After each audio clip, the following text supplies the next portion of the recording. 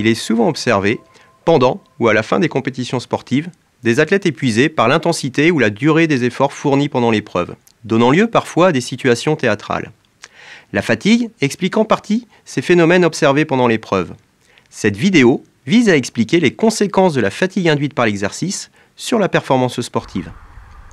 Qu'entendons-nous par fatigue ? La fatigue est un phénomène complexe, multifactoriel, qui se définit au sens large du terme par une diminution de nos performances, qu'elles soient musculaires ou cognitives. Au niveau musculaire, cela se caractérise notamment par une diminution de la force ou de la puissance maximale après un exercice. Par exemple, si on mesure la force maximale d'une personne avant et après une course à pied de 10 km, on observe une réduction de la force après l'effort, indicatrice d'une fatigue musculaire. Cependant, la fatigue n'est pas que musculaire, elle est aussi mentale.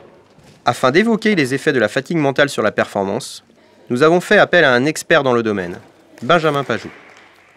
La fatigue mentale correspond au sentiment d'épuisement et de manque d'énergie que nous percevons parfois. Elle est reconnue pour diminuer nos performances cognitives, c'est-à-dire notre performance lors de tâches mentales comme par exemple des calculs mentaux ou des tâches de mémoire. La fatigue mentale va notamment augmenter notre temps de réaction ou encore nous faire commettre plus d'erreurs.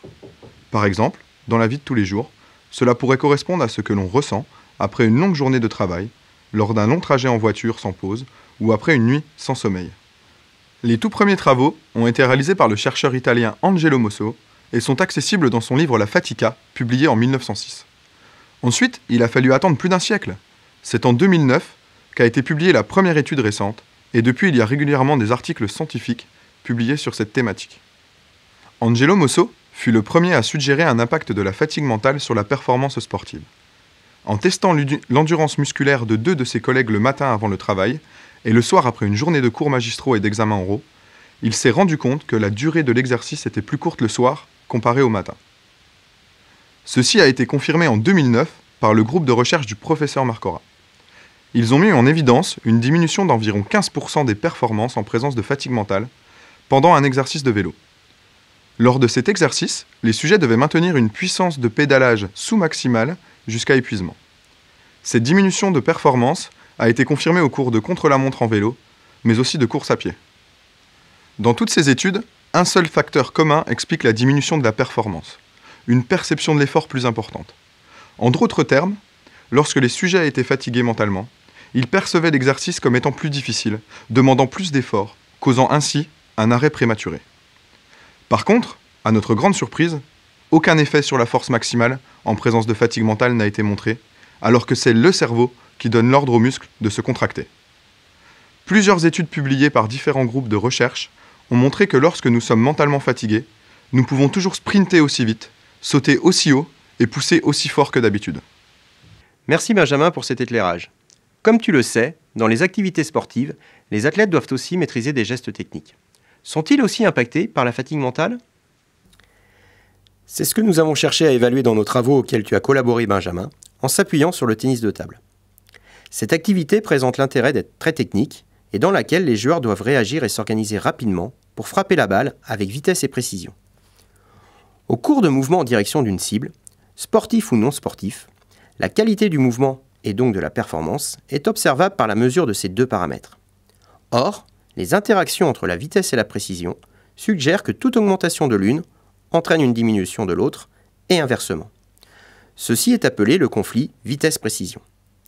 Nous nous sommes donc intéressés aux effets de la fatigue musculaire et mentale sur ce conflit en tennis de table. Dans un premier temps, nous avons mis en place un test mesurant de manière précise la vitesse et la précision des balles en tennis de table. Les joueurs avaient 3 cibles à atteindre afin de marquer des points et d'obtenir un score de précision, tout en mesurant la vitesse des balles à l'aide d'un radar. Les joueurs effectuaient 45 frappes en visant les cibles avec comme consigne d'être le plus rapide et le plus précis possible. Ensuite, nous avons fatigué musculairement ou mentalement les sujets. Pour la fatigue musculaire, les pongistes ont réalisé des contractions maximales excentriques au niveau des muscles du bras, jusqu'à une perte de force comprise entre 15 et 25% de leur force maximale. Pour la fatigue mentale, nous avons utilisé une tâche cognitive de temps de réaction de choix pendant 90 minutes. Une situation contrôle était aussi testée, au cours de laquelle les sujets regardaient un film pendant 90 minutes. Voici les résultats que nous avons observés. Cette situation contrôle n'a pas eu d'effet ni sur la vitesse de la balle, ni sur la précision. En ce qui concerne la fatigue musculaire induite au niveau des muscles du bras, comparativement aux performances relevées avant induction de cette fatigue, la vitesse de la balle a augmenté d'environ 3%, accompagnée d'une forte diminution de la précision. Plus de fautes directes et moins de balles sur les cibles. En situation de fatigue mentale, nous avons observé à la fois une diminution de la vitesse de la balle et de la précision. Nos résultats montrent que le joueur de tennis de table fatigué musculairement ou mentalement voit son niveau de performance diminuer, et plus particulièrement au niveau de la précision de ses balles. De manière générale, la fatigue, qu'elle soit musculaire ou mentale, impacte la performance des sportifs. Mais si cela se vérifie chez les sportifs, les effets de la fatigue peuvent également se faire sentir dans de nombreuses activités de la vie quotidienne, telles que la fatigue induite par une journée de travail ou une nuit sans sommeil.